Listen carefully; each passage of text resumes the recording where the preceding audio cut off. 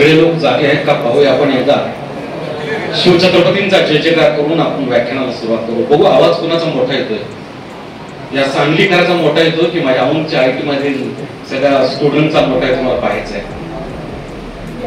मी ललकार दिन आपण मोठ्याने जय म्हणायच्या पाठीमागून बघू. पहिला जय जयकार छत्रपती शिवाजीराजांसाठी.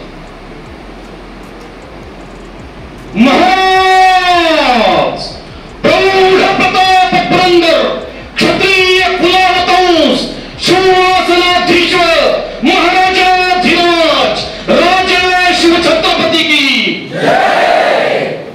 आवाज माझ्या आयटीआयतील स्टुडंटचा नाही. तिकडे एक मागे स्टुडंट बसलाय. जय नाही म्हटला तो बघत होता इकडे तिकडे कोण जय जय म्हणतोय. माझ्या भावात परंपरेचा जय जयकार करतोय. लाजायचं नाही, टपकायचं नाही, मोठ्याने जय म्हणायचं आहे. त्यांच्या लेकराचा जय जयकार करू. बघू तुम्हाला ठाऊक नाही त्याच बाबी मी आज आपल्याकडे ठेवणार आहे. छत्रपती संभाजीराजांची ललकार. महाराज धर्मविरागिणी शिवराज्यभूषण मुघल संहारक महाराजाधिराज राजा शंभू छत्रपती की जय. धन्यवाद. या आवाजाला तुमचा सलाम करतो. मित्र हो, आज शिवराज्याभिषेक दिन. आजचाच तो दिवस 6 जून 1674 ला रायगडावरती शिवछत्रपती सिंहासनाधीष्ट झाले. आणि त्या दिवसाच्या निमित्तानं आपल्या महाराष्ट्र शासनानं काही उपक्रम आपल्याला दिलेले. आणि त्या उपक्रम अंतर्गत आज मला जो विषय दिलाय कुटुंब प्रबोधन, तो विषय शिवचरित्राला, शंभूचरित्राला, इतिहासाला धरून मी आपल्याकडे मला जेवढी वेळ दिली तेवढ्या वेळेमध्ये मी आपल्याकडे ठेवणार आहे. या कार्यक्रमासाठी उपस्थित असलेले तुमचे मार्गदर्शक, या आयटीआय कॉलेजचे उपप्राचार्य परम आदरणीय साबळे सर, प्रमुख पाहुणे म्हणून उपस्थित असलेले सहाय्यक संचालक परम आदरणीय अविनाशजी जिंदे साहेब, ज्यांनी आताच आपलं मनोगत व्यक्त केलं. आणि क्षणभर मौली मला शिवाजीराव भोसले सरांची आठवण झाली. ते बाबासाहेब पुरंदरे मी अनेक वर्ष महाराष्ट्रामध्ये आम्ही फिरलो, तिघं मिळून एकत्र. ते आजचे वक्ते आणि खूप सुंदर विषय मांडला ते परमादरणीय प्रशांतजी यादव. या कार्यक्रमाच्या निमित्तानं उपस्थित असलेले मॅडम, सर्वांचा नामोल्लेख करत नाही. तुम्हाला अध्यापन करत असलेले सर्वच ज्येष्ठ आणि श्रेष्ठ शिक्षक बंधू भगिनी आणि माझ्या दिदीनो दादा. सी वा सी एका अक्षरामध्ये रामायण साठवले, दुसऱ्या अक्षरामध्ये महाभारत साठवले आणि तिसऱ्या अक्षरामध्ये शिवभारत साठवले. शिवचरित्र म्हणजे राष्ट्रनिष्ठेची, राष्ट्रीय चरित्राची, राष्ट्रप्रेमाची पवित्र अशी गाथा आहे. आणि त्या गाथेतील तुम्हाला ठाऊक नसलेली काही पानं उलगडून मी आपल्याजवळ ठेवणार आहे. मित्रहो, श्रीमंत शहाजीराजे भोसले हिंदवी स्वराज्याचे संकल्प होते. श्रीमंत शिवाजीराजे भोसले हिंदवी स्वराज संस्थापक होते. तर त्यांचं लेकरू धर्मवीर छत्रपती संभाजीराजे हिंदवी स्वराज्याचे संरक्षक होते. या 3 पिढ्यांचे या मराठी मुलकावरती फार मोठे उपकार आहेत. आणि त्या उपकाराप्रती आजचा जो दिवस आहे 6 जून 1674 ला शिवराज्याभिषेक दिन, आणि त्या निमित्तानं मी तुमच्यापुढे माझं मत व्यक्त करणार आहे. ते मत बोलण्यापूर्वी थोडंसं तुमच्या आयटीआयबद्दल बोलायला हवं. कोणत्या शब्दात बोलू? वास्तविक मी कधीही आपली भाषा बोलत नाही. शिवाजी महाराजांच्या चरित्रातला तुम्हाला ठाऊक नसेल दाखला देतो, तुमच्या कॉलेजचा गौरव करतो. मी पुढे जाणार आहे. दिदीनो दादानो, जेव्हा छत्रपती शिवाजी महाराजांनी हिंदवी स्वराज्य संकल्पना सत्यामध्ये उतरण्याचा प्रयत्न केला तर शिवाजी महाराजांना 3 वेळा गुप्तधन सापडले. पहिला अंडा महाराजांना सापडला तो तोरणा किल्ल्यावरती, त्यामध्ये सोन्याच्या मोहरा होत्या. दुसरा अंडा महाराजांना सापडला तो दुर्गडच्या किल्ल्यावरती, दुर्गडचा किल्ला कल्याण जवळ आहे. आणि तिसरा अंडा महाराजांना सापडला तुमच्या सातारा, सांगली आणि कोल्हापूरच्या सीमेवरती असणाऱ्या किल्ले प्रचितीगडावरती थोडक्यात त्याबद्दल मी सांगतो. तो किल्ले प्रचितीगड नरवीर तानाजी महाराज जिंकला इसवी सन 1668 ला. तर छत्रपती शिवाजी महाराज राजगड होते. महाराजांच्या कानावरती वार्ता गेली. तानाजीने गड घेतला. महाराजांना वाटलं कधी एकदा तो गड पाहिजे. महाराजांनी राजगड सोडला आणि किल्ले प्रचितीगडच्या पायथ्याला महाराजांसाठी नरवीर तानाजी महाराजांनी एक पालखी ठेवली होती. महाराजांचे घोडे देता आले. आजबीचे मुजरे फोडले आणि तानाजी पुढून महाराजांना बोलला, महाराज आपण पालखीमध्ये बसावं. आणि श्री शिवछत्रपती पालखीमध्ये बसले. पालखीचा गोंडा उजव्या हाताने पकडला. होळीतली पालखी उचलली आणि पालखी किल्ले प्रचितीगडाचा डोंगर चढू लागली. निम्मा डोंगर चढून गेली असेल नसेल इतक्यात जोराचं वादळ सुटलं. महाराजांच्या कमरेत शेला बांधला होता. तो शेल्याचा शेवट त्या पालखीच्या बाहेर वाऱ्यावरती असा फडकत होता आणि अचानक तो शेला एका बोरच्या झाडामध्ये अडकला. महाराज म्हणाले, थांबा. तिथे अवकाश महाराजांच्या कमरेत शेला अडकला. मावळ्याने पालखी खाली ठेवली. महाराज त्या पालखीतून बाहेर पडले आणि त्या बोरीच्या झाडावर गेले आणि महाराज बोलले, या बोरीच्या झाडाने आम्हास थांबवले, या ठिकाणी खणावे. खणावे याचा अर्थ दादा उकरावे. आणि त्या बोरीच्या झाडाखाली उकरण्यास प्रारंभ केला. तर त्या बोरीच्या झाडाखाली शिवाजी महाराजांना एक भला मोठा हंडा सापडला. त्या हंड्यामध्ये सोन्याच्या मोहरा होत्या. हिंदवी स्वराज्यासाठी शिवछत्रपतींना सापडलेलं ते तिसरं भूमिगत धन होतं. आणि असाच एक हंडा अलीकडच्या काळामध्ये स्वातंत्र्यपूर्व काळामध्ये 1946 ला याओंद मध्ये सापडला. तो म्हणाल, घोडके सर कुठं आहे तो हंडा आणि कुठं आहेत त्या सोन्याच्या मोहरा? तो हंडा म्हणजे छत्रपती शिवाजी महाराज औद्योगिक प्रशिक्षण संस्था औंध.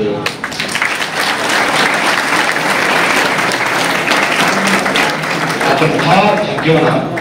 मी एक दोन नाही 4,500हून अधिक कॉलेज हायस्कूल मधून गेल्या 35 वर्षात प्रवास करून आलेला माणूस आहे. 361 किल्ले, 240 डोंगरे, 108 भुईकोट आणि 13 सागरी किल्ले पायी घातलेला मी मनुष्य आहे. खूप तपशील सर पण वेळेचं भान ठेवून मी आपल्याशी संवाद साधणार आहे. आणि तो संवाद साधण्यापूर्वी मला असं या आयटीआमध्ये मला काही सॅमसंग कंपनीने टेक्निकल स्कूल सुरू केलं आपल्या आयटीआमध्ये आणि साबळे सरांनी मला दाखवलं. तिथं गवंडी नावाचे सर होते आणि ते इतके सुंदर माहिती देत होते. क्षणभर असं वाटलं की पुन्हा एकदा आपण या आयटीआय कॉलेजचे स्टुडंट का होणे. आणि खरंच सांगतो मला असं वाटलं की आपण जे काम करताय आणि जे इथं दिलं जातं ते मी अनेक आयटीआय मधून सातारा आयटीआयला गेलो, कराड आयटीआयला गेलो, इस्लामपूरला आयटीआयला गेलो, सांगली आयटीआय मध्ये गेलोय, शिराळा आयटीआय मध्ये गेलोय प्रमुख पाहुणे म्हणून. पण खरं सांगतो औंध आयटीआय सारखं मला दुसरीकडे पाहायला मिळालं नाही. आणि माझं स्पष्ट मत आहे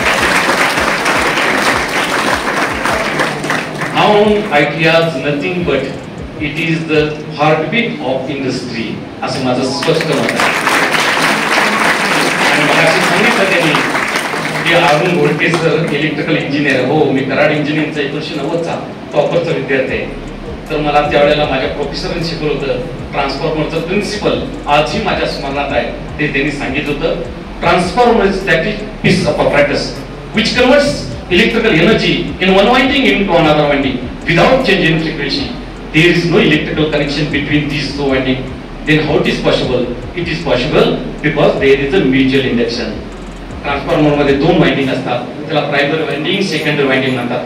त्याला सुपर ॲडमंड कॉपर वायर गुंडाळलेली असते आणि प्रायमरी वाइंडिंगला जेव्हा आपण सप्लाय देतो तर चुंबकत्व निर्माण होतं. आणि त्या चुंबकत्व निर्माण झालेल्या कॉइलच्या सानिध्यात दुसरी कॉइल ठेवली आणि कोणतंही कनेक्शन नाही केलं तरी सुद्धा आपोआप दुसरी कॉइल सुद्धा चुंबक बनते आणि त्यातून इलेक्ट्रिक व्होल्टेज काढता येतं. हे जर यंत्रात घडत असेल तर आपण माणसं आहोत, आपल्यात ते का घडणार नाही.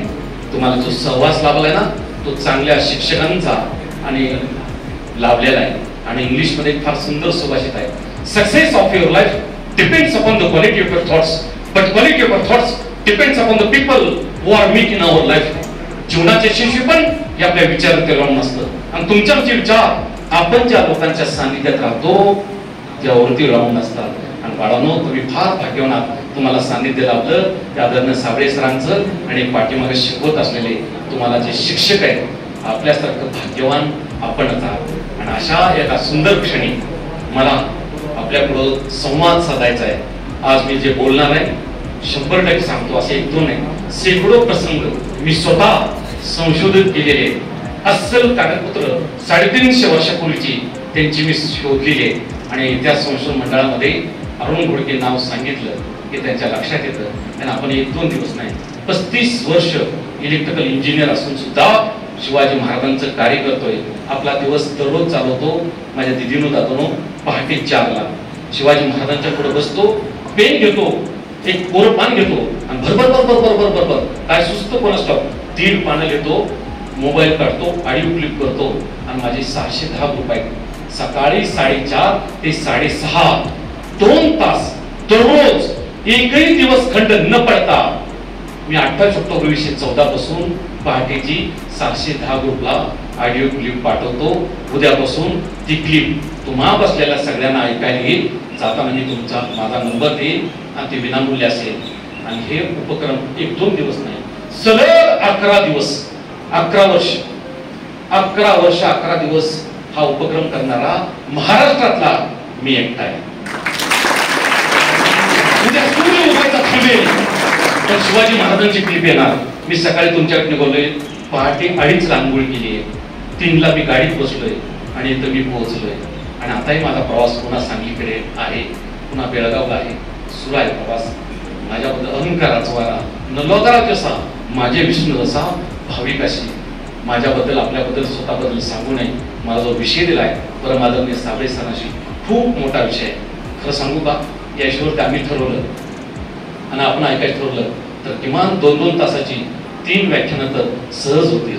शिवाजी महाराजांचं कुटुंब व्यवस्था पद्धती कशी होती आणि त्यावेळेला शिवकालीन शब्द काय होते, भाषा काय होती. शिवाजी महाराज ज्यावेळेला वय वर्ष महाराजांचं 8 होतं तर महाराज होते बेंगलोरला. जिजाऊ साहेब आणि हिंदवी स्वराज संकल्प शहाजी राजांच्या बरोबर. आणि त्यावेळेला तिथलं वातावरण लक्षात आल्यानंतर जिजाऊ साहेबांच्या लक्षात आलं आपला बाळाच्यावरती योग्य संस्कार इथं होणार नाही.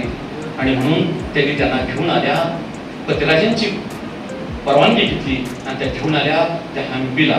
हम्पी, बदामी, होसपेट आपण कधी गेला तर जा. त्या हम्पीवरती मी विजयनगरचं साम्राज्य नावाचं मी स्वतः एक पुस्तक लिहिलंय आणि ते खूप खपलेलं आहे. इसवी सन 1336 ते 1565 229 वर्ष ते साम्राज्य होतं. आणि साम्राज्यामध्ये लाईट गेली तर चालणार नाही कारण माझा रंग खूप उज्ज्वल असल्यामुळे माझा आवाज तुमच्याजवळ नक्की आली लाईट तर आपण बोलत राहू कारण मला वेळेचं भान आहे. मी तुमच्याजवळ किमान 2 तास जर मी बोलत राहिलो एकही विद्यार्थी उठणार नाही. 35 वर्षाचं आपलं रेकॉर्ड आहे आणि मी शिवछत्रपती सांगणार आहे, माझा इतिहास नाही सांगणार. असो, मी माझा विषय कंटिन्यू करतो. तर त्यांना घेऊन त्या विजयनगरचं साम्राज्य होतं, त्या हम्पीमध्ये आलं. भग्न झालेलं साम्राज्य 1565ला अलीकडच्या युद्धामध्ये पाचे एकत्रित येऊन ते साम्राज्य फार पुढेला मिळवलं होतं. तिथं घेऊन आल्या आणि तिथं जिजाऊ साहेबांनी सांगितलं, इतिहास सांगितला शोभा राजा. आणि त्या म्हणाल्या इथंच फार मोठं साम्राज्य होतं जे पाचव्यांनी नेस्तनाबूत केलं. शोभाराजे असं साम्राज्य तुम्ही उभा करणार का? त्यावेळेला ते बोलले, शिवाजीराजे वय वर्ष 8 बोलले, तिथली माती घेतली आणि मातीवरून हातातून खाली सोडली आणि अहो साहेब आम्ही आण घेतो या भूमीची. असंच साम्राज्य आम्ही मराठी मुलकामध्ये स्थापन करू. आणि ती मायलेकर आले ते तुमच्या पुण्यामध्ये आले. पुण्याची अवस्था खूप तपशील नाही सांगत, फार विचित्र अवस्था होती. आणि शिवनेरीवरती आणि इथून सारा राज्यकारभार त्या सुरू केलाय. जिजाऊ साहेबांनी शिवबा घडवलं, संस्कार केले, कुटुंब प्रबोधन केले. आता कुटुंबाचं प्रबोधन कसं असतं ते फक्त 10 मूल्यांच्यावरती अवलंबून असतं. पहिलं मूल्य कोणतं? कर्तृत्ववान, शीलवान, धैर्यवान, संयमी, त्यागी, प्रकृतिष्मणी, द्वेषमुक्त, व्यसनमुक्त, तंटामुक्त आणि संस्कारक्षम. ही 10 मूल्य ज्यांच्यावरती रुजली गेली ना ती पिढी ही विलक्षण कर्तबगार होती. आणि असाच पिढीतील एक धागा जिजाऊ साहेब बनल्या आणि त्यांनी अलौकिक पुत्राला घडवलं. आणि तो पुत्र म्हणजे छत्रपती शिवाजी महाराज. आऊसाहेब कशा होत्या? आऊसाहेबांचे वर्णन तुम्हाला फक्त एवढंच माहित आहे आऊसाहेब होत्या राजमाता, आऊसाहेब होत्या लोकमाता, त्याहून त्या अधिक काय होत्या तर त्या राजगडच्या पायथ्याला आजी सांबर नावाचं एक गाव होतं. आजी ते गाव तिथे आहे. तिथे विठोजी नाईक नावाचा शिवाजी महाराजांच्या पाखंडात एक सरदार होता. जेवढ्याला महाराज आग्र्याला गेले, मगाशी क्लिप मध्ये सांगितलं बघा मॅडमनी, महाराज आग्र्याला गेले 12 मे 1666 आग्र्याचा दरबार, शिवाजी महाराजांची औरंगजेबाची नजरभेट झाली आणि शिवाजी महाराजांना कैदेत टाकण्यात आलं. 84 दिवस महाराज औरंगजेबाच्या कैदेत होते आणि 17 ऑगस्ट 1666 ला महाराज सुटले आणि राजगडला पोहोचले. आणि हा जो तिकडे गेलेत ना तर काही मंडळी गेले, त्यात हा सांबर गावचा विठोजी नाईक आहे. शिवाजी महाराजांच्या बरोबर अवघे 300 मावळे आहेत. हा गेला आणि त्याची एक मुलगी, तिचं नाव आहे, खूप लहान मुलगी आहे, वय वर्ष तिचं 8-9 वर्षाचं आहे. आणि शिवकाला 350 वर्षापूर्वी 9 वर्ष हे लग्नाचं वय समजलं जायचं. आणि तिला पाहण्यासाठी तुमच्या मावळ प्रांतातला, पुणे प्रांतातला एक मुलगा हैबतराव सहनकर आपल्या चुलत्यांना सगळ्या मंडळींना घेऊन आला. वडील मला त्याला घेऊन आला. पाहता क्षणी ती मुलगी त्याला पसंत पडली आणि त्याने तिथंच सांगून टाकलं त्यांच्या घरी, लगीन केलं तर ह्याच पोरीवर, नाही लगीनच करणार नाही. तेव्हा पण असं होतं बरं का, तू म्हणाला आताच असं आहे का, त्या काळी पण होतं. सगळं सांगेल तुम्हाला काय काय होतं त्या काळी, प्रत्यक्ष साक्षीदार आहे.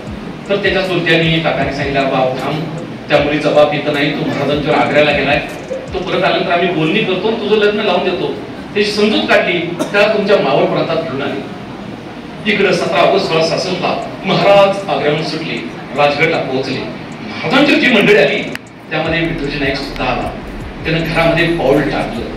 पाऊल टाकता क्षणी तिथे त्यांच्या कानावरती घरातल्यांनी सांगितलं की आपल्या मुलीला खूप सुंदर स्थळ आले, मावळ प्रांतातलं घरंदाज स्थळ होतं ते, आणि त्यानं पाहून गेले, त्यांनी पसंत केले. त्याला खूप आनंद झाला. आपली लेक थोरा मोठ्याची सून होणार, धर्मपत्नी होणार, त्याचं हृदय फुललं. आणि मग विठोजी नाईक सांबर गावी आला. ती वार्ता तुमच्या पुणे प्रांतातल्या मावळ गाव मध्ये गेली आणि तिकडून निरोप आला, नाईक तुमची मुलगी आम्हाला पसंत आहे, पुढची बोलणी करायला कधी येऊ, पुढची बोलणी करायला कधी येऊ, याचा अर्थ दिदी नो शिवकालात सुद्धा मानपान देणं घेणं आजच्या तुमच्या भाषेमध्ये हुंडा ही पद्धती होती. आणि त्याचं बोलायला कधी येऊ. यानं आपल्या सगळी परिस्थिती पाहिली, याच्याजवळ काही नव्हतं. ते निरोप धाडून गेला तुमच्या मावळ प्रांतात, नाही एक 8 दिवस थांबा आणि माझी अडचण आहे आणि नंतर तुम्हाला कळवतो. 8 दिवसाला पुन्हा निरोप आला, नाईक तुमची मुलगी आम्हाला पसंत आहे, पुढची बोलणी करायला कधी येऊ. नायकाची अडचण अजून संपली नव्हती. त्यांनी पुन्हा निरोप धाडून गेला, 15 दिवस थांबा माझी अडचण आहे. 15 दिवस सुटून गेले, पुन्हा निरोप आला, नायकांची अडचण संपली नव्हती. त्यांनी पुन्हा निरोप दिला, 1 महिनाभर थांबा.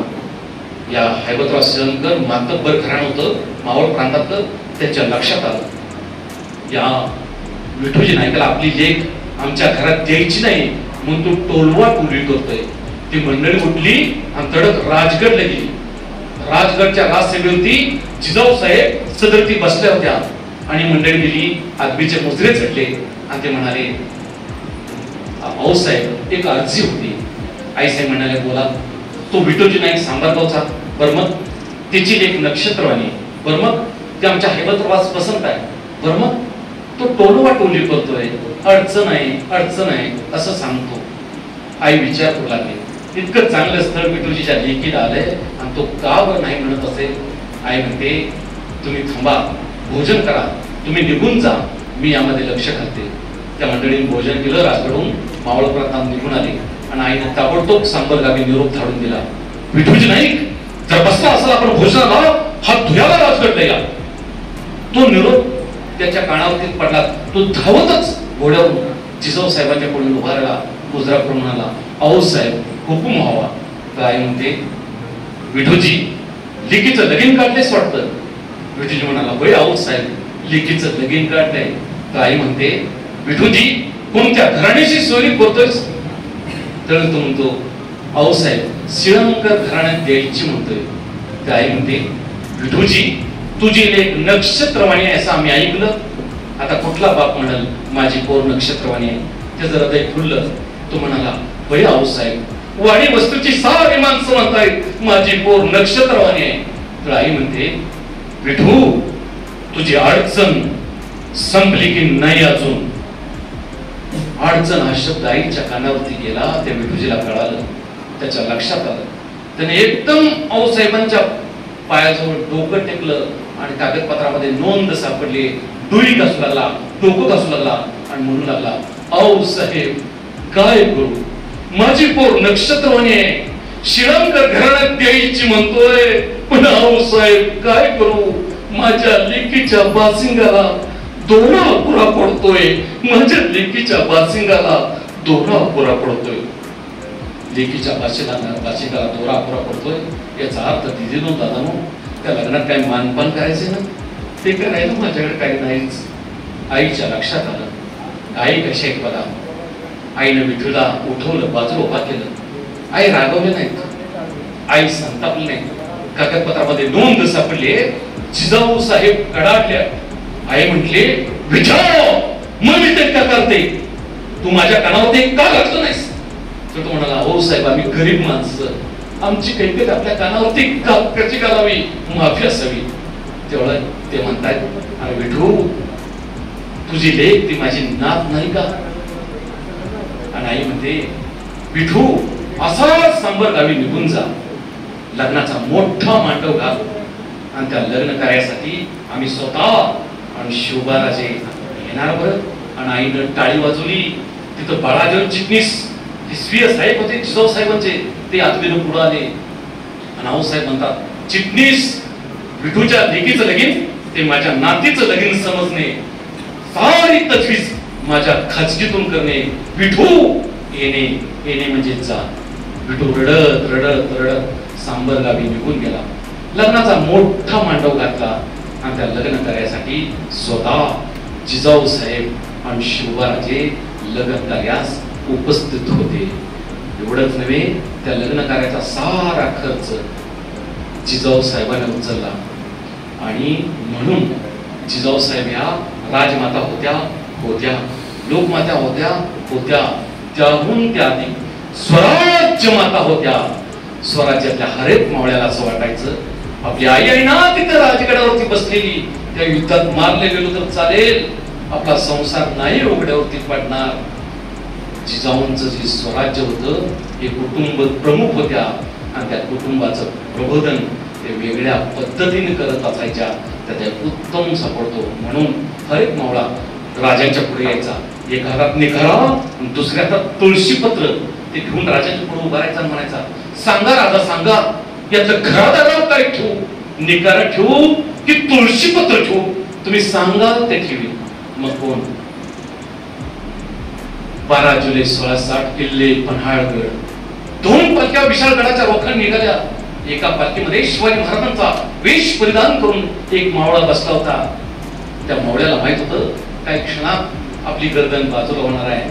आणि महाराजांनी त्याला कडकडून मिठी मारली आणि तो आड वाटेनं महाराज निघून गेले. ती मार्गानं पालखी मुख्य मार्गाने निघाली.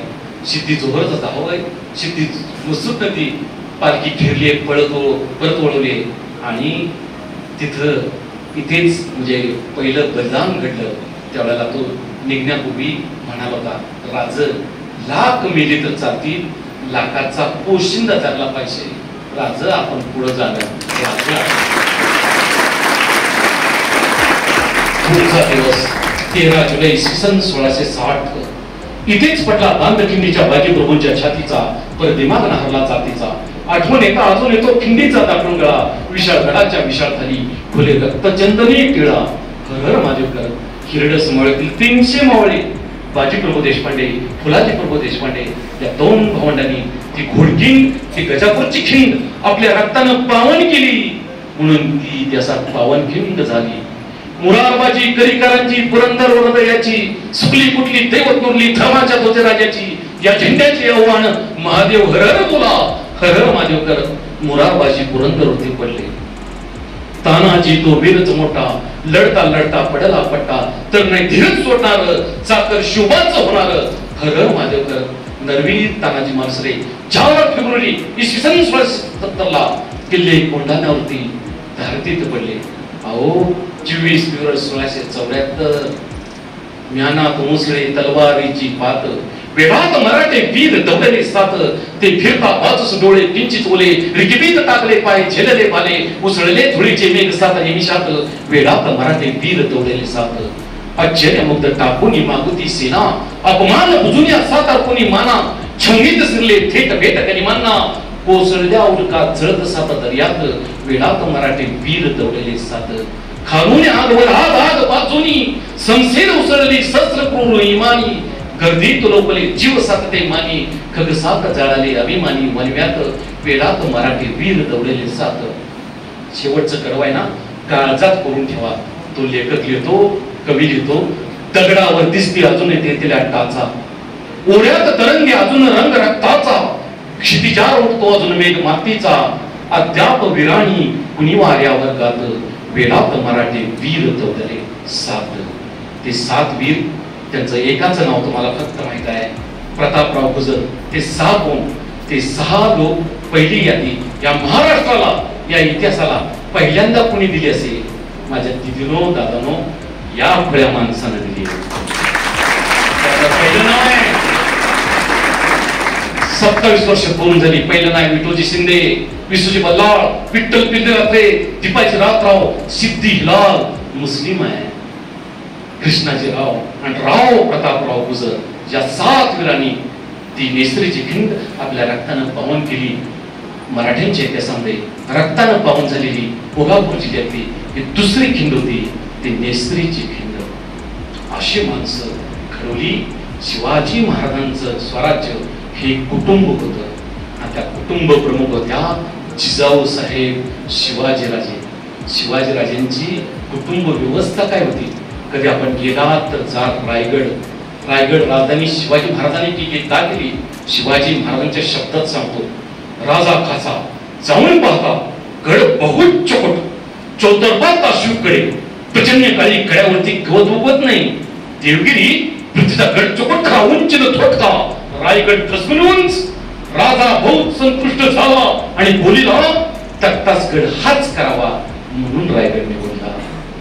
राजा कसा जाऊन पाहता गड बहुत चोपटी राहत. स्वतः शिवाजी महाराजांनी किल्ला पाहिला. ते म्हणाले, गड फार सुंदर, चौतर्फा ताशिवकडे, चारी बाजूने तासलेलीकडे, प्रचंड काळी कड्यावरती गवत उगत नाही. ज्या कड्यावरती पावसाळ्यात गवत उगत नाही तो कडा बेला. पुढचं वाक्य आहे, देवगिरी पृथ्वीचा गड चोपट खरा, उंच न थोडका. देवगिरीला चुकून त्याला तुम्ही दौलताबादचा किल्ला म्हणता, आपण नाही म्हणायची. आपल्या ती मराठ्यांची राजधानी, आपण देवगिरीच किल्ला म्हणायचा. पृथ्वीचा सगळ्यात सुंदर किल्ला आहे, पण लहान आहे. रायगड दसगुण उंच, राजा रायगड त्याच्यापेक्षा 10 पटीने उंच. म्हणून शिवाजी राजा बहुत बहुत संतुष्ट झाला आणि बोलिला, तख्ताच गड हाच करावा, म्हणून रायगड निवडला. त्या रायगडावरती या मायलेकरांची नाती कशी खूप सांगता येईल. वेळेचं भान ठेवून सांगतो, जिजाऊ साहेबांना रायगडाचे हवामान सोसवत नव्हतं. आईने सांगितलं, मी आता निघून जाते इथून. त्यावेळेला शिवाजीराजांनी आपल्या आईसाठी त्या रायगडच्या पायथ्याला पाचाड गावीत एक वाडा बांधला आणि त्या वाड्यामध्ये या आईला ठेवलं. आणि दररोज घरातल्या देवघराचं दर्शन घेण्यापूर्वी खऱ्या देवाचं दर्शन घ्यायला हा देव, महाराष्ट्राचा देव, पाचाड गावे जायचे, जिजाऊ साहेबांचं दर्शन घ्यायचे आणि मग राज्यकारभार हाकीत असायची. याची नोंद कागदपत्रामध्ये सापडते. मातृभक्त जो असतो तोच देशभक्त असतो, देशभक्त असतो तोच राष्ट्रभक्त असतो. ते सूत्र शिवकला तुम्हाला पाना पानावरती सापडतं. अशा शिवकलाचं वर्णन करणारे तुम्ही आम्ही सगळी मंडळी. मग तुम्ही खरं सांगू का, शिवाजी महाराजांचा अक्षर दागिना कोणता होता का? साजून 1674लाच फक्त शिवाजी महाराजांची आठवण करायची. इतर दिवशी तुम्हाला मी ऐकलंय, मी जरी त्या लॅबमध्ये होतो तरी अनेक तरुण छत्रपती शिवाजी महाराज की जय करत घोषणा देत इथं माझ्या कानावरती तिकडे आले, इथे येऊन बसलेले. का घोषणा देतात? 350 वर्षापूर्वी राजा होऊन गेला. इथं आपला आजोबा पंजोबा खापर पंजोबा गेला माझा, तर त्यांची नावं सुद्धा मला माहित नाही. आणि शिवाजी महाराजांचं नाव काय ठेवलंय तर एक गुण शिवाजी महाराजांचा विलक्षण जबरदस्त होता. तो गुण माझ्या दिदीनो दादानो तुम्ही घ्यायचा आहे, अंगीकारायचा आहे. ती आचारसंहिता व्यक्तिगत जीवनामध्ये, सामाजिक जीवनामध्ये तंतोतंत पाळायची आहे. तो गुण कोणता? शिवाजी महाराजांचा सर्वात मोठा गुण कोण? कुठला गुण? तर ते चारित्र्य संपन्न होते. त्यांचं चारित्र्य निष्कलंक होतं. किती निष्कलंक होतं? औरंगजेब बादशाह क्रमांक 1 चा शिवाजी महाराजांचा शत्रू, तो आपल्या मुलांना सुद्धा सांगतोय शिवाजी महाराजांसारखं चरित्र पाहिजे. फक्त तो उल्लेख करताना मात्र म्हणतोय शिवाजी महाराजांचा एकेरी उल्लेख होतोय, परंतु शिवाजी महाराजांचा क्रमांक 1 चा शत्रू आहे. तो आपल्या मुलांना सांगतो. औरंगजेब बादशाहला एकूण 9 मुलं आहेत. त्यातली 4 मुलं आहेत, बाकीच्या 5 मुले आहेत. मुलांची नाव अशी: शाहिद अफजम, शाहिदा मुज्जम, शाहिदा तंबक्ष, शाहिद अकबर. 5 मुले आहेत: झेबुनिसा, जिहादुनिसा, जुद्दुनिसा, महिरुनिसा आणि बदरुनिसा. असा 9 मुलांचा बाप आहे. 4 मुलं दरबारात उभी आहेत आणि औरंगजेब बादशाह शिवाजी महाराज किती चारित्र्य संपन्न होते तो आपल्या मुलांना सांगतोय. आणि दरबारात वेगळ्या रांगातून अनेक नामांकित सरदार उभे आहेत. 2,500 सरदार आहेत, 5,000 सरदार आहेत, 7,000 सरदार आहेत, 10,000 सरदार आहेत. आणि औरंगजेब बादशाह आपल्या मुलांना सांगतो, तू उर्दू मिश्रित पर्शियन उत्तर हिंदुस्थानी भाषेमध्ये ती भाषा काही समजते का पहा, नक्की कळेल, थोडस लक्ष देऊन ऐका. तो सांगतो, आपल्या मुलांना सांगतो. औरंगजेब बादशाह संतापलाय शिवाजी महाराजांच्यावरती, एकरी उल्लेख करतोय, पण शिवाजी महाराजांचं कर्तृत्व तो सांगतोय. शत्रू गुणगान करतोय महाराजांचं. आणि तो म्हणतोय, आपल्या मुलांना सांगतोय, मुलं बाजूला उभा आहे. तो म्हणतो, ये सब फिजूल है शहजादे, चंगेज और तैमूर के खून ने कभी शिकस्त नहीं देखी, लेकिन कंधार से तंजौर तक सारा हिंदुस्तान मुगल सत्ता में शामिल करने का ख्वाब देखने वाले माँ बदौलत आज ये क्या देख रहे? हमारे आंखों के सामने सिवा अपनी सत्तन की तामील कर चुका है. हमारे लाखों को भोजबंद सुबेदार को शिकस्त देकर खदेड़ दिया उसने. एका सरदाराकडे बोट करतो तो म्हणतो, हे हमारे मामू जान अमीर उलुमराव शाइस्ते खान साहब, सबसे शर्मनाक बात तो ये शहजादे, इनके लाल नाम पर छापा मारकर शिवा ने इनके छक्के छुड़ा दिए. ये तो तकदीर के सिकंदर निकले कि जान बच गई, सिर्फ 3 उंगलियां खूनी पड़ी हैं. इस सूरत के खूबसूरत सुबेदार इनायत खान भाग दूर. जब सिवा सूरत आया तो दुम दबाकर भाग गए. से फुलाद खान इनके तो हथेली पर मिठाई रखकर सिवा आगरे के कैद खाने से फरार हो गया. हमारे सारे मंसूबों को खाक में मिला दिया इस फुलाद खान ने. एक कारतलब खान, ये रसूल बेग रोजबानी, ये रणमस्त खान, एक बूंदी नरेश बहुजी खड़ा, एक खान जान भद्र खान कोकताश, एक शाहबुद्दीन फिरोजन, एक जाफर खान, एक दिलेर खान, तमाम सारे राजपूत, बुंदेल, तुर्क, ईरानी, हफ्सी, अफगान, मुगल फौजबंद सरदार जिन्हें सिवा ने शिकस्त दी. आखिर क्यों सिवा को फतह हासिल होती है? हमारा तरह हाथी घोड़ा खजाना उनके पास नहीं, फिर भी सिवा को फतह हासिल होती है. इस क्यों का मतलब तुम कभी नहीं समझ पाओगे शहजादे. औरत, शराब, नाच गाने, मौज मस्ती, इश्क और मोहब्बत में गिरफ्तार तुम जैसे लोग सिवा को कभी नहीं समझ पाओगे.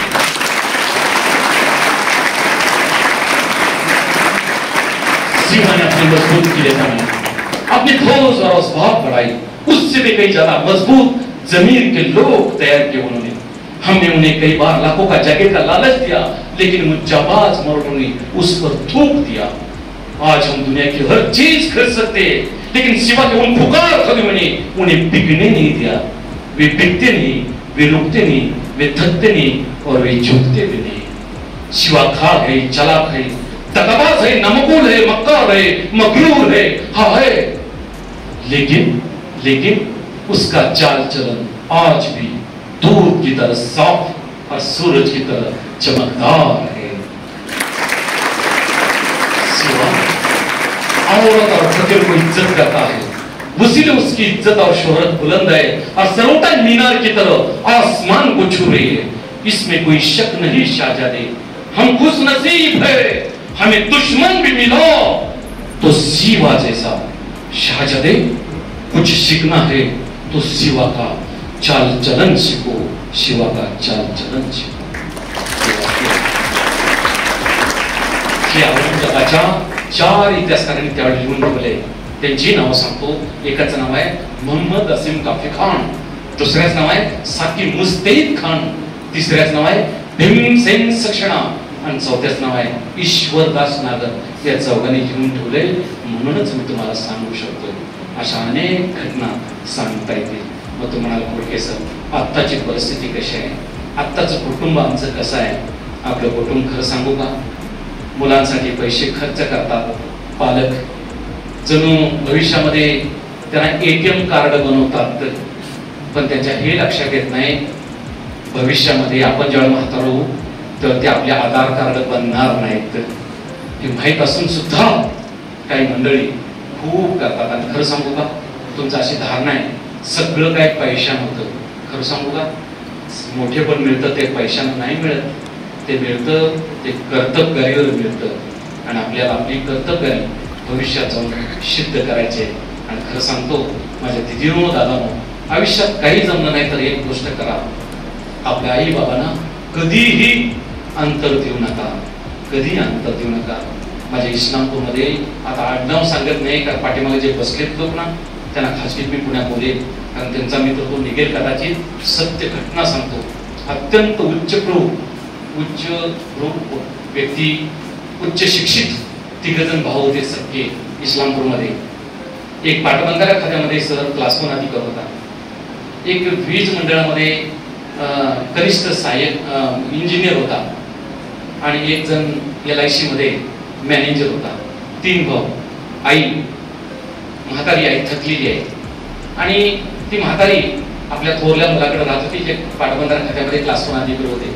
आणि काकूनच तो त्या व्यक्तीला आपली आई आपल्याला नको झाली, आणि म्हणून तो सारखा सांगायचा आईला, आई तुला मी आता वृद्धाश्रमात ठेवतो.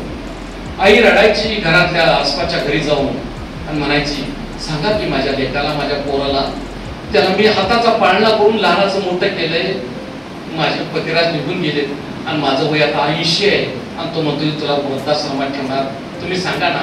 मी काही नाही, मी फक्त पोत्या वाजते, सकाळी एक चपाती खाते, रात्री अर्धी भाकरी खाते, तरी मला लोक म्हणतोय तुला वृद्धाश्रमात ठेवणार.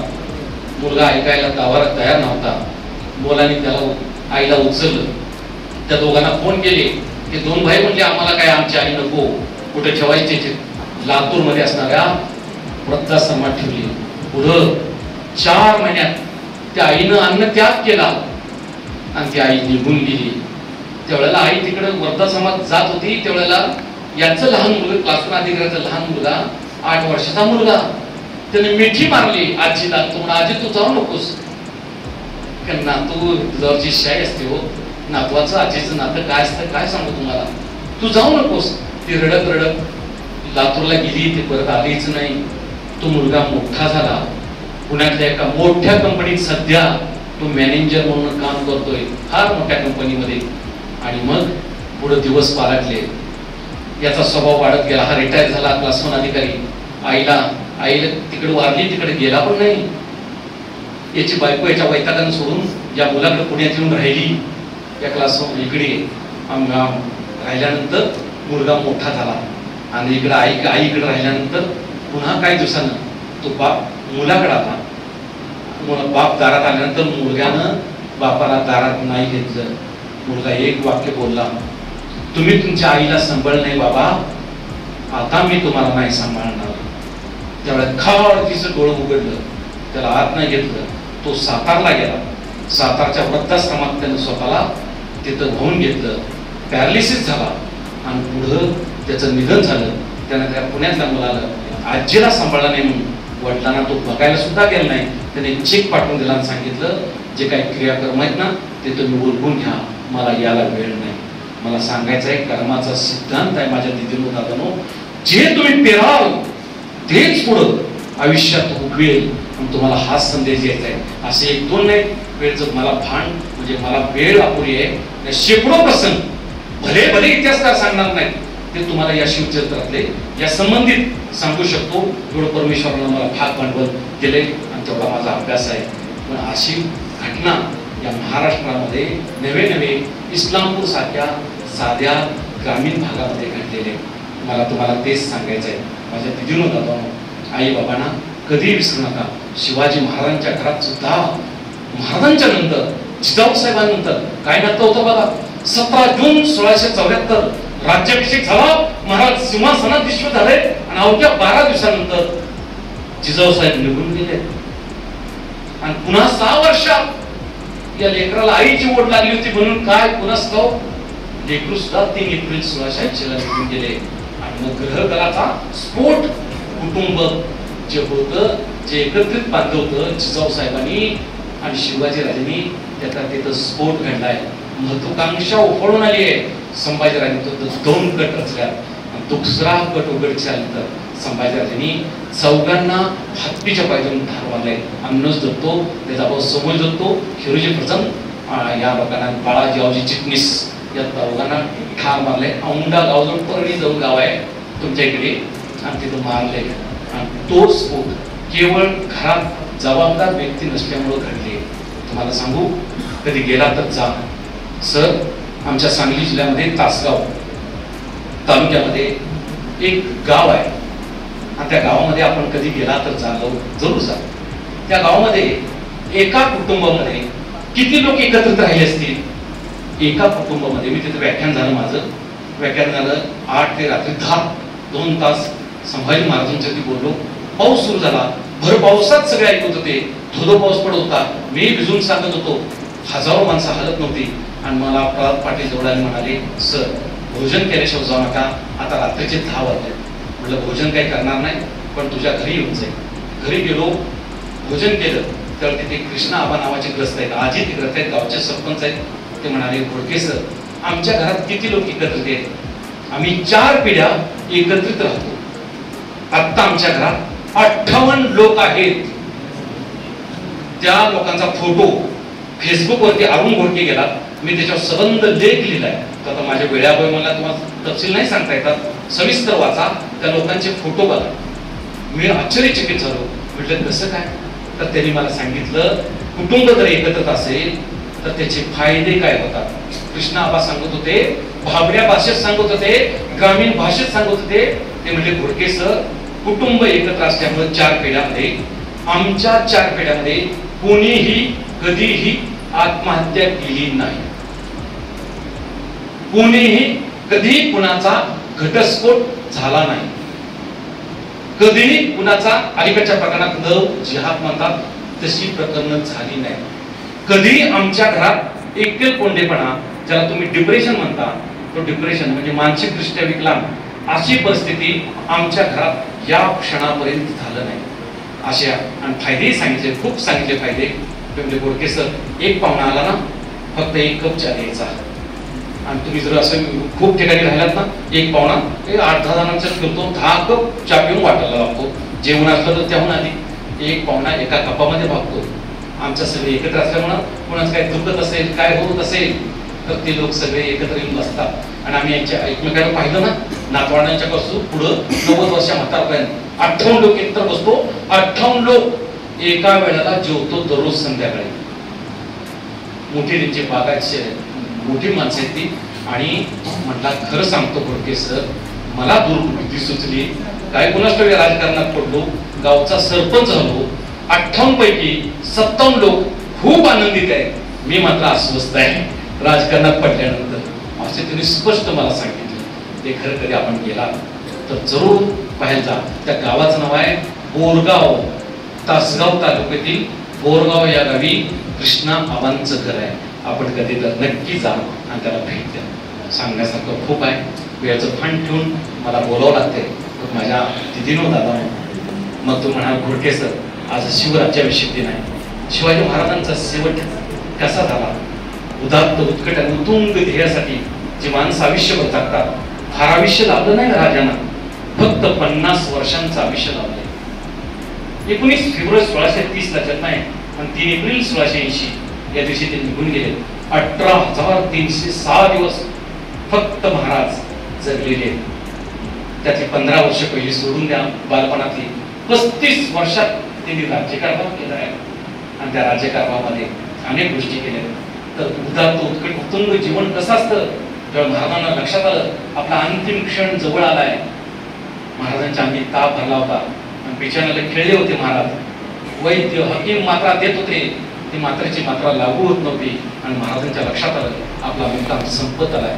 तर अंतिम क्षणी तुमच्या शिवाजी राजांनी कुणाला जवळ बोलवलं असेल? व्यापक उत्तुंग उत्कट फार मोठं व्यक्तिमत्व होतं. माझा मृत्यू होईल, मी तळमळेन जेवढ्याला, तर मी कुणाला बोलवेन? मी स्वार्थी मनुष्य, मी बोलवेन माझ्या आई बाबांना. आता बाबांना नाही बोलतो ना, 3 वर्षापूर्वी माझे बाबा डॉक्टर बाबुराव कृष्ण फडके निघून गेले. मी बोलेन माझ्या आईला, मी बोलेन माझ्या धर्मपत्नीला, मी बोलेन माझ्या मुलांना आणि निरोप घेऊन निघून जाईल. पण तुमच्या शिवाजीराजांनी अंतिम क्षणी स्वतःच्या नातलगांना नाही बोलवलं. हो बोलवलं ते स्वराज्याच्या नातलगांना, स्वराज्याच्या मावळ्यांना.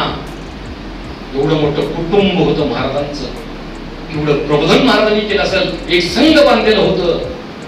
रघुनाथ पंत हनुमंते, रावजी सोमनाथ, बाळाजी चिटणीस, बाबाजी खडके यांचे हात हातात घेते आणि महाराज शेवटचं निरोप घेत आहेत. महाराज म्हणतायत आमच्या आयुष्याची अवधी संपली, आता आम्ही श्रींच्या दर्शनास कैलासात जाणार. तर माणसं हसून रोड लागले म्हणून महाराज असं बोलू नका, महाराज असं बोलू नका. तर पुन्हा महाराजांनी हात हातात घेतले आणि महाराज बोलताय हा तो मृत्यू लोकच, मागे कित्येक उत्पन्न झाले तितके निघून गेले, आता आम्ही जाणार. चुकूर होऊ नका, स्वराज्य सांभाळा. आता आपण अवघे बाहेर बसा, आम्ही श्रींचे नामस्मरण करतो. सगळ्यांना उठवलं, बाहेर बसवलं आणि शिवाजी महाराजांनी जगदंब जगदंब जगदंब उदयोस्तो उदयोस्तो उदयोस्तो म्हणून अखेरचा श्वास घेतला. ती तारीख होती चैत्र शुद्ध पौर्णिमा, वार शनिवार, दिनांक 3 एप्रिल 1680. हनुमान जयंती होती. त्या दिवशी बरोबर दुपारी 12 वाजता शिवछत्रपती येलोकीची यात्रा सोडून स्वर्गलोकी निघून गेले आणि शेवटच्या महाराजांच्या मुखातले शब्द एकाने पकडले आणि त्यानं शब्दबद्ध काव्य लिहिलं. तो लिहितो लेखक कित्येक दीप विजले जरी या जगात, तळपे कधी न विस्तार नवी नभात, निर्मू असंख्य हृदयी शिवसूर येत्वाला, सर्वस्व देतील स्वये क्षणिमाय बोला. मागार ठावी न कधी आम्ही मात्र भक्त, राष्ट्रात जीवन जगू शतदा विरक्त, चित्तात साठवू सदाशिव भूपतीस, काळाच जिंकील असा घडवू स्वदेश. आणि शेवटचं वाक्य महाराजांच्या मुखातलं आहे. तो लिहितो होऊ नका चुकूर हे, होऊ नका चुकूर हे, रजगत कतुनी संदेशांती दिदला शिवभूपतीनी. कशासाठी जगावे जगावे कसे मी, असा प्रश्न विचारा स्वतःला नेहमी. जगू पांग फेडा वया माय उचे, आम्ही मार्ग चालू जिजाऊ सुताची जिजाऊ स्वतःची. हा शेवटचा मंत्र शिवछत्रपतींनी तुम्हाला दिला. व्यक्तिगत जीवनापेक्षा राष्ट्र जीवन फार फार मोठं असतं. आणि म्हणून साने गुरुजी एका काव्यात सांगतायत. ते काव्य मी तुम्हाला सांगेन कारण वेळ संपत आली आहे. ते काव्य आपण माझ्या पाठीमागून म्हणण्याचा प्रयत्न करायचा आहे. तो काव्याचा प्रवास हा तुमच्या राष्ट्र जीवनाचा प्रवास असेल. हे मागाशी जे काही सांगत होते ना याचं सारांश तेच आहे. ते राष्ट्र चिंतन आहे आणि त्याच्यासाठी महाराष्ट्र शासनाने हे 4 विषय देऊन संबंध महाराष्ट्रावर जागर करण्याचा, वैचारिक जागर करण्याचा प्रयत्न केला आहे. ते राष्ट्र चिंतन मी सांगेन माझ्या पाठीमागून म्हणण्याचा प्रयत्न करायचा. डोळे झाकून म्हटला आणि पुन्हा डोळे उघडले. माझ्या दिदीनो दादानो फक्त उघडताना इकडे पहा आणि मग मला सांगा तुम्हाला कोणती अनुभूती येते. ते फक्त एक माझी अट आहे. खरं सांगतो माझा आवाज तितका चांगला नाही, हा गळा नाही, हे नरड आहे. या नरड्यातनं वेगळे सूर येतील पण तुम्ही मात्र सूर सोडू नका. कारण असंच एकदा बाबासाहेबांच्यावर बसलो होतो या पुण्यामध्ये तुमच्या आणि लता दिदी आल्या होत्या. आणि लता दिदी प्रत्यक्ष स्वर सम्राज्ञी त्याची ओळख करून दिली. हे जाऊन घोडके महाराष्ट्रावर जागर करतात छत्रपती संभाजी महाराजांचा वगैरे वगैरे वगैरे असं झालं. तर त्यांनी किस्सा इस्लामपूरचे दिदी म्हणाल्या माझे तिथे एक गुरु होते आणि त्यांनी गुरुचं नाव सांगितलं. मला म्हटले घोडके सर तुम्हाला उस्ताद बाबाला खामाजी खान उस्ताद बाबाला खा माहित आहे. तर म्हटलं नाही मला काही ठाऊक नाही. आपला अल्पबुद्धी काही ठाऊकच नव्हतं. तर ते म्हणजे फार जुन्या पिढीचे उत्कृष्ट तबलची होते आणि ते असे तबल्यावरती बसले, तबला वाजायला बसले होते. ते माझ्या वडिलांचे मित्र दिनाथ मंगेशकरांचे.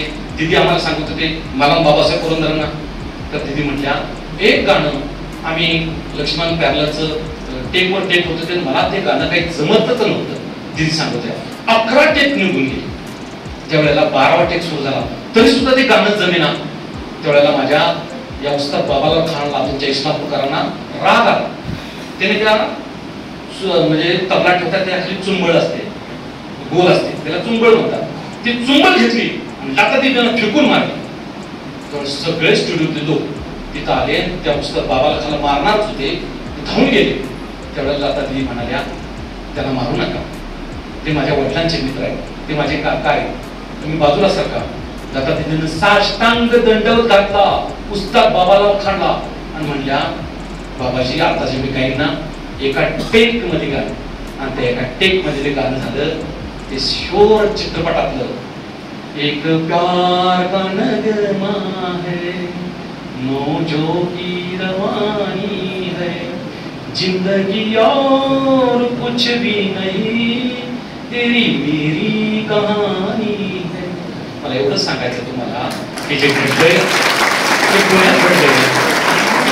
तुम्हाला मला हेच सांगायचं आहे, जर माझा गळा न येता नरडं गाण्यात आलं तर काय तर फेकून मारू नका, एवढी कृपा करा. माझ्या भाच्यानो भाचीनो, आता तुम्ही माझे, मी तुमचा मामा जाऊ, मामाचा मामा तेवढा करू नका. बघू डोळे झाकायचे. साने गुरुजींचा आहे. आता साने गुरुजीच का निवडले, आत्ताच निवडले. साबळे सर आहेत ना, त्यांच्या बाहेर केबिनच्या साने गुरुजींची प्रतिमा आहे. तिथे खूप एक हा माझा लावलेला आहे. तिथं मला सुचलं हे इथं झालं पाहिजे. आणि ते हो राष्ट्रचिंतन आहे, राष्ट्राचे चिंतन आहे म्हणण्याचा प्रयत्न करायचा, सुरात सुरू करण्याचा प्रयत्न करायचा. डोळे उघडल्यानंतर इकडे बघायचं आहे किंवा इथं बघायचं, महाराजांच्या पुढं माझ्याकडे बघायचं नाही. तुम्ही जेव्हा डोळे उघडा तेव्हा इथं बघायचं आणि नंतर मला सांगायचं. एक मात्र चिंतन आता, एकची विचार, भाग्यपूर्ण होईल किंवा हिंदू भूमी थोर, दुःख दैन्य जाऊन विलया, होऊ दे स्वतंत्र, भाग्यपूर्ण आई ध्यानी, मणी हाच मंत्र, मेघ जीव जीवन देई, अर्पुनी धरेला, जीवना समर्पून जाय, तो परी लयाला, परार्थाय जीवन त्यांचे, देवी हो मदीय, मातृभूमीसाठी माझे सर्व काय होय, एकमात्र चिंतनाता, एकची विचार, भाग्यपूर्ण होईल किंवा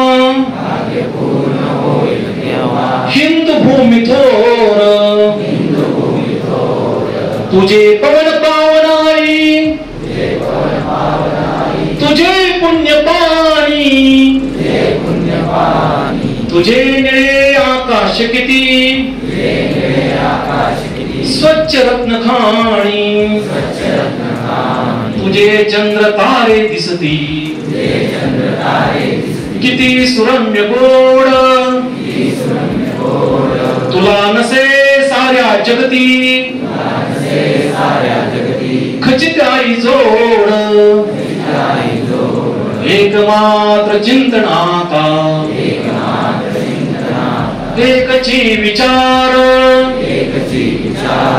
भाग्यपूर्ण होईल किंवा हिंदू भूमी थोर, दिगंतात वृद्धिंगत मी, कीर्तित करीण, तुझी मूर्ती मधुरा दिव्या,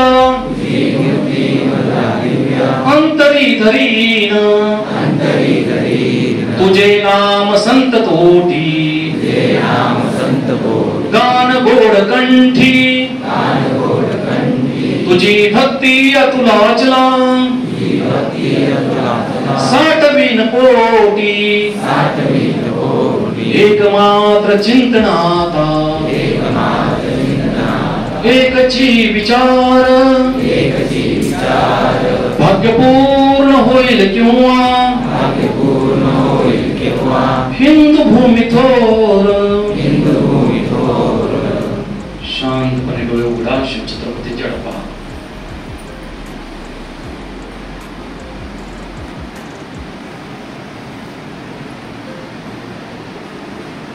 दिदीनो दादा, हा जो साने गुरुजींचे हे गीत आहे ते राष्ट्राचं गीत आहे. आपल्या कुटुंबापासून राष्ट्रीय कार्यापर्यंत आपला प्रवास आपल्याला व्यक्तिगत आणि सामाजिक जीवनामध्ये करायचा आहे. भविष्यामध्ये आपण तो कराल. जाता जाता एक गोष्ट सांगेन, तेवढी मात्र पुराशी बाळगायचे आणि निघून जायचं. माझ्या भावंडांनो, गरुड पक्षी असतो ना, तो गरुड पक्षी 70 वर्ष जगतो. वयाच्या 40शीत आला की तो थकतो याचा त्याला उंच अशी गरुड झेप घेता येत नाही, कारण पंखामध्ये पिसांची संख्या वाढली असते.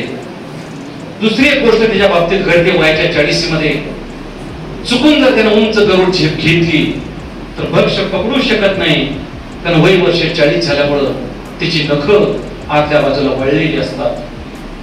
चुकून जर त्यानं भक्ष पकडलं तर तो भक्ष सेवन करू शकत नाही, कारण वय वर्ष 40 झाल्यामुळं त्याच्या चोचीला बाक आलेला असतो. तर गरुड पक्षी काय करतो? गरुड पक्षी चिंतन करतो. आपण 40शीत आपली ही अवस्था झाली, अजून 30 वर्ष आपल्याला जगायचं आहे, आपलं आयुष्य 70 वर्षांचं आहे. गरुड पक्षी सगळं बळ आहे आपल्या पंखामध्ये एकत्र करतो आणि उंच अशी गरुड झेप घेतो आणि पर्वतराजीतील उंच अशा कपारीत जाऊन बसतो. किती दिवस बसतो असेल? दिदीनो दादानो, 120 दिवस बसतो. हे जे मी बोलतोय ना, याच्यावरती डॉक्युमेंटरी फिल्म केली आहे, इंग्लिश मधून केली आहे. फक्त मराठीत सांगण्याचा प्रयत्न करतोय. हे सत्य आहे, ही भाकड कथा नाही. तो 120 दिवस बसतो आणि त्याच्या पहिल्या गोष्ट लक्षात येते, आपण गरुड आहोत, आपल्याला उंच गरुड झेप घेता येत नाही, कारण पंखामध्ये पिसांची संख्या वाढली आहे. गरुड पक्षी पहिला निर्णय घेतो, स्वतःच्या चोचीनं एक पंख काढून टाकतो. पुन्हा काही दिवसांनी नवीन पंख येतात. त्याच्या लक्षात येतं आपण उंच गरुड झेप घेऊ शकू. दुसरी गोष्ट लक्षात येते, आपल्याला भक्ष पकडता येणार नाही. वय वर्ष 40 झाले, आपली नख आतल्या बाजूला वळलेले. गरुड पक्षी दुसरा निर्णय करतो, स्वतःच्या चोचीनं एक नख काढून टाकतो. रक्तबंबाळ होतो. पुन्हा काही दिवसांनी नवीन नख येतात. गरुड पक्षाला लक्षात येतं, उंच गरुड झेप घेऊ शकू, भक्ष पकडू शकू. पकडलेलं भक्ष सेवन करू शकणार नाही, खाऊ शकणार नाही, कारण चोचीला बाक आलाय. गरुड पक्षी तिसरा निर्णय घेतो, स्वतःची चोच पर्वतराजीच्या कापडाला घासतो. रक्तबंबाळ होतो. चोच गळून पडते. पुन्हा काही दिवसांनी नवीन चोच येते, नवीन पंख, नवीन नख आणि नवीन चोच. याचा प्रवास 120 दिवसामध्ये पूर्ण होतो आणि गरुड पक्षाला लक्षात येतं, तो सगळं बळ पंखामध्ये एकत्रित करतो आणि उंच अशी गरुड झेप घेतो. पुढे तो गरुड पक्षी 30 वर्ष जगतो. गरुड पक्षाचं एकूण आयुष्य 70 वर्षांचं आहे. मला तुम्हाला एवढंच सांगायचं या निमित्तानं, दिदीनो दादानो, एका टप्प्यावरती आपल्या आयुष्याचा प्रवास झालाय. तुमच्या खूप खूप तुमच्याबद्दल आकांक्षा घेऊन तुमच्या घरातली मंडळी लोक, आई वडील, मामा, चुलते, इथले शिक्षक आणि आपले आदरणीय प्राचार्य साबळे सर पाहतायत तुमच्याकडं. ते कुटुंब प्रमुख म्हणून तुमच्याकडे पाहतायत. तो तुमच्या अंगामध्ये ते बळ यावं आणि कुठेही न थकता गरुड पक्षी वयाच्या 40 मध्ये स्वतः परिवर्तन करतोय, झेप घेतोय. आतापर्यंत जर प्रवास आपला व्यक्तिगत जर थोडा कमी असेल तर त्या गरुड पक्षाचं उदाहरण लक्षात घेऊन स्वतःमध्ये एक ऊर्जा भरा, वेगळी ऊर्जा भरा आणि उंच अशी गरुड झेप घ्या. आणि माझ्या भावंडांनो, पुढचा तुमचा प्रवास आहे तो सुखकर व्हावा. आणि इंग्लिश मध्ये फार एक सुंदर सुभाषित आहे, making millions of friends is not achievement. Achievement that to make a single friend who will stand by you when millions are against you. लाखो मित्र मिळतात नाही, असा एकच मित्र मिळवा. जेव्हा लाखो मित्र तुमच्या विरोधात असतील तो मित्र तुमच्या पाठीशी असेल. माझा मित्र कोण? माझ्या भावनांनो, राष्ट्रपुरुषांची, क्रांतिकारकांची शिवचरित्र, शंभूचरित्र, जिजाऊ साहेबांचं चरित्रच तुम्हाला व्यक्तिगत जीवनामध्ये, सामाजिक जीवनामध्ये तारू शकेल. एक व्यासंग जपा. मी अनेकांच्या घरात जातो, माझ्या मित्रांच्या घरात जातो, ते मला आदर सत्कार करतात. 35 वर्षांकारण 750 पुरस्कार असलेला 3 मजली घर भरलेला माणूस हा पाहिल्यानंतर त्यांना आनंद वाटतो. महाराष्ट्राने खूप काय दिलंय. चांदीच्या तलवारीपासून चांदीचं कधी आला तर इस्लामपूरला या चांदीचं रथ वगैरे सगळं भेट दिलंय. मी त्याला पाहतो आणि मग त्यांना आनंद होतो. पण एक गोष्ट मला वाईट वाटते, त्यांना मी म्हटलं ना की आपण कुठली पुस्तकं वाचलीत किंवा तुम्हाला भावलेलं पुस्तक सांगा, नाही सांगता येईल. घरात पुस्तकालय नाहीये, पुस्तकच नाहीये. माझ्या भावंडांना असं करू नका. व्यक्तिगत माझ्या घरामध्ये आपण कधी आलात तर या 900 पुस्तकं आहे, 900 पुस्तकं आहे वैयक्तिक. भविष्यामध्ये मी असं म्हणणार नाही, शिवाजी महाराजांचं चरित्र घ्या, राष्ट्रपुरुषांची, क्रांतिकारांचे, तुम्हाला जो विषय आवडेल, तुम्हाला जो विषय भावेल, ऑटोमोबाईल इंजिनिअरिंग असो, इलेक्ट्रिकल इंजिनिअरिंग असो, मेकॅनिकल इंजिनिअरिंग असो, कम्प्युटर सायन्स इंजिनिअरिंग असो, कुठला इंजिनिअरिंग कुठलाही असेल, तो तुम्ही त्याची आवडीची पुस्तकं तुमच्या लायब्ररीमध्ये असलीच पाहिजे. जर राजघटना लिहिली ना डॉक्टर बाबासाहेब आंबेडकरांनी, मला सुंदर उदाहरण सरांनी दिली, त्यावेळेला नेहरूंनी त्यांच्या पुस्तक पाठवून दिली आणि पुस्तकं हे याचा अभ्यास करा आणि बाबासाहेब तुम्ही घ्या. त्या महामानव डॉक्टर बाबासाहेब आंबेडकरांनी एका ओळीचं पत्र लिहिलं नेहरूंना, "These books are already present in my library." आपण देऊन पाठवून दिलेली पुस्तकं पूर्वीच माझ्या लायब्ररीत आहेत आणि मी ती वाचलेली आहेत. असं थोडक्यात अर्थ आहे. असं जीवन जर जगला तर जीवन समृद्ध जगाल. व्यथा न ऐकता तुमच्या कथा लोक सांगतील आणि तुमच्या कथा, तुमचं गुणगान भविष्यामध्ये आदरणीय साबळे सरांना, आपल्या ITIतील तुम्हाला उच्च शिक्षक काही शिक्षक बंधू भगिनी शिकवतात, त्यांच्या कानावर येऊन पडावं. मग काय सांगत होते, अनेक माझे विद्यार्थी ते येतात, भरभरून तुमच्या ITI आणि औंधच्या परिसरामध्ये बोलतायत. काय ITI शोधा नाही, 34 एकरामध्ये हा ITI आहे तुमचा, 34 ट्रेन आहेत. मग सर सांगत होते, काय थोडं आहे का, हे बाहेर नाही कुठं बघतात. 2500 विद्यार्थी इथं शिक्षण घेत आहेत. आशिया खंडातील सर्वात मोठी औद्योगिक प्रशिक्षण संस्था कोणती, तर माझ्या भावंडांनो तुमच्या औंधची प्रशिक्षण संस्था आहे. मी जे काय पाहिलंय, मी जे काय अनुभवलंय, औंधच्या तुमच्या शिक्षकांबद्दल, साबळे सरांच्या बद्दल आणि तुमच्याबद्दल नक्की तासभर तर नक्की बोलेल. आणि तेवढं भाग भांडवल मी निरीक्षण केलेलं आहे. अहो प्रोजेक्ट काय केले, समय तुम्ही केले, ते समय सुद्धा मी पाहून आलो. वेगळे प्रोजेक्ट केलेले, CNC मशीन पाहिलं, ती लॅब पाहिली, खूप त्यांनी उभा केलेली, खूप काही मला जेवढं पाहता येईल तेवढं पाहिलं, थोडा जरी तर नक्की पाहिजे. मला एवढं एकच सांगायचं आहे माझ्या भावना, शिवसंदेश द्यायचा आहे. 6 जून 1974चा दिवस आहे आणि शिवसंदेश कुटुंब प्रबोधन यामध्ये तुम्हाला द्यायचं आहे. मुलांसाठी, माझ्या दादांसाठी, भारत का सच्चा बेटा बनू आणि दीदीनो तुमच्यासाठी भारत की सच्ची बेटी बनू. बहुत काय बोलणे आमच्या गत्यास नव्हे, आपणास मनाचा मुजरा. धन्यवाद.